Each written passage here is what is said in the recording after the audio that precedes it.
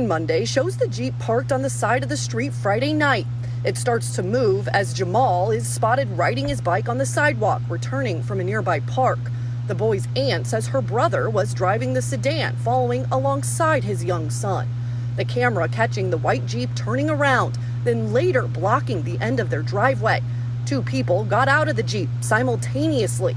One, who appears to be holding a gun, tried following the man into the house. The other chased the little boy down the driveway.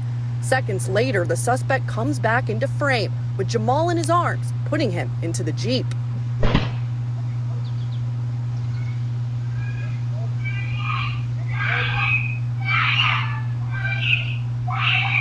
Alright, I'm going to end that video off right there. I'm going to start off by giving all praises, honor, and glory to Yahweh, Bahasham, Yahweh Shai, Bahasham, Rakakwadash. Double honors to the elders and the apostles of Great Millstone who are well, and salutations to the hopeful lay brothers out there pushing this truth with all diligence and sincerity, risking your freedoms and your lives to do so. This is Brother Lahab coming to you with another lesson. Real quick, this is Luke 23:31. It says, "For if they do these things in the green tree, what shall be done in the dry?"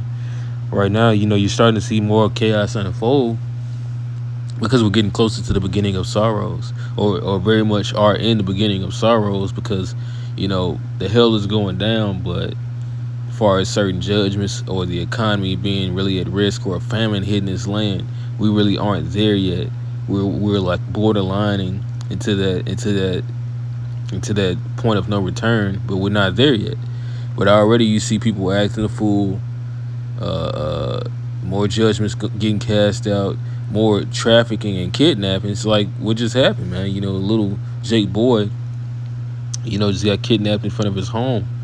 All right, which is one of the reasons why they do want single mother raised households, because, like in all honesty, as much as people want to help mentally support these people, it's just a lot easier when you don't have another authority figure around, or a wise authority figure, because nowadays most men, aren't geared to have a leadership mindset, because Esau believes in taking that, especially away from our people.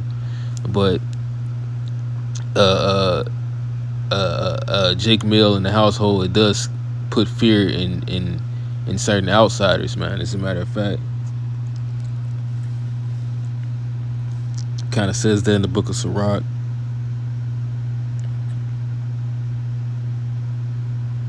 This is Sirach 36:25. "Where no hedge is, there the possession is spoiled, and he that hath no wife will wander up and down mourning." Right?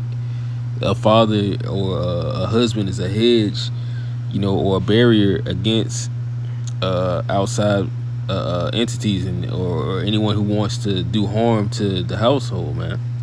But this is mentioned in scripture, is that you're gonna have neighbors, you're gonna have people coming in to take what they will, so they can have a source of gain, man. Because sooner rather than later, the times that we're coming into is that it's not gonna be much work going on. It's not gonna be a whole lot of anyone making any income or having any substance for that matter. But this is 2nd Ezra chapter 15 and verse 19. It says, "A man shall have no pity upon his neighbor, but should destroy their houses with the sword, and to spoil their goods because of the lack of bread and great tribulation." Right? You're gonna have more kidnappings and invasions, because people are gonna be trying to survive. But this could have been something that was cooked up by the elites, because we know that they love trafficking our people, man. I mean, because 9 times out of 10, you look at that home, that was like a blue-collar home, man, or so-called middle class, which they're trying to eliminate. It was an average home.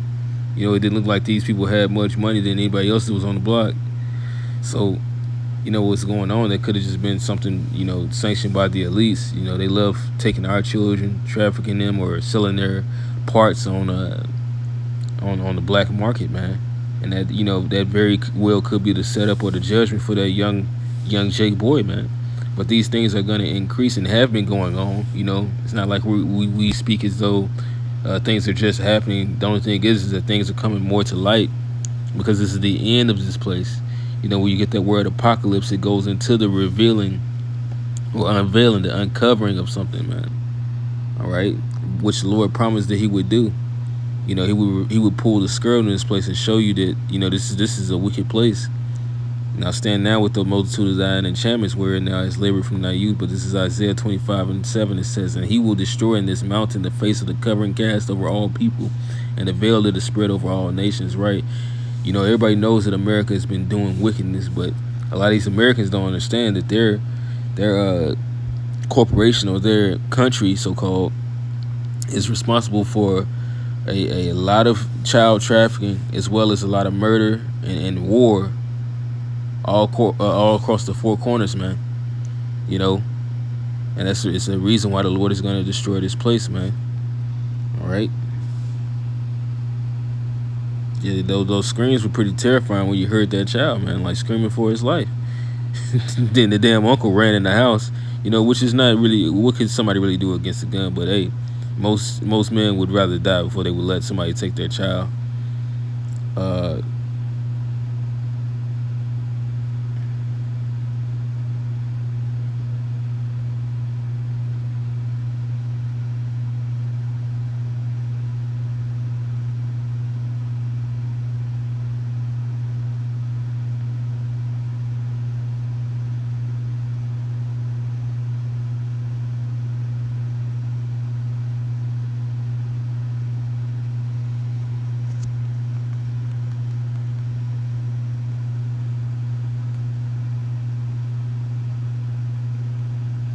Pass right by it.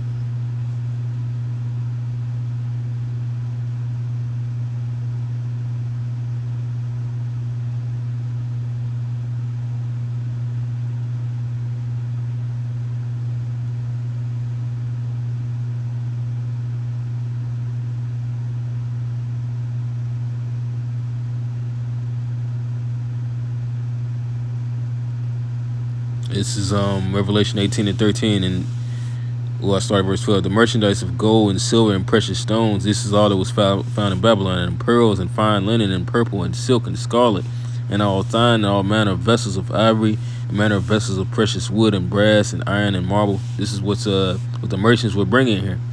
And cinnamon and odors and ointments and frankincense and wine and oil, fine flour and wheat, beast and sheep, all of which you can find in those containers that get shipped, and horses and chariots and slaves and the souls of men. All right, because this place is notorious for slavery and traffic, man. It's really home of the slaves, not home of the free or the braves, man. This is the home of the slaves. And again, it's going to continue with our people, because these are the curses that we are under, man. All right, what it says that in the book of Deuteronomy, that you should have no pleasure in your children, for they shall go into captivity.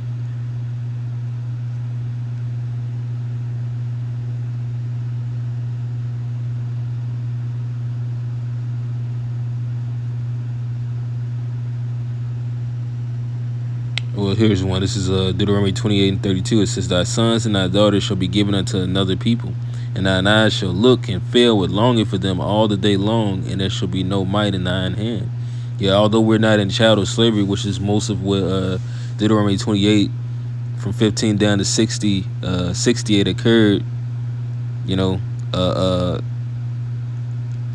we're still under these curses, man. All these curses, man.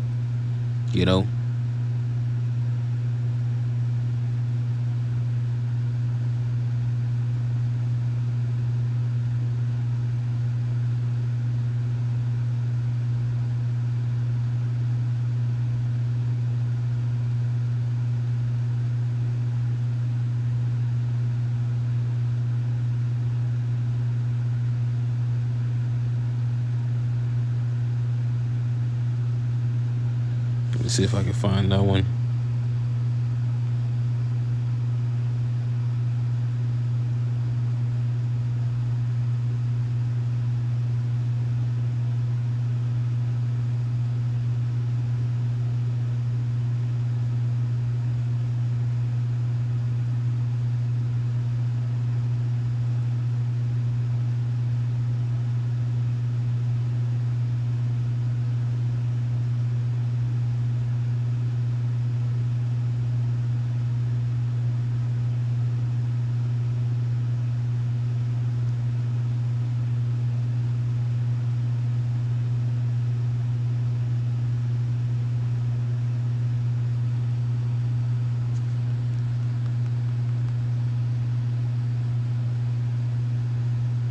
It's 41.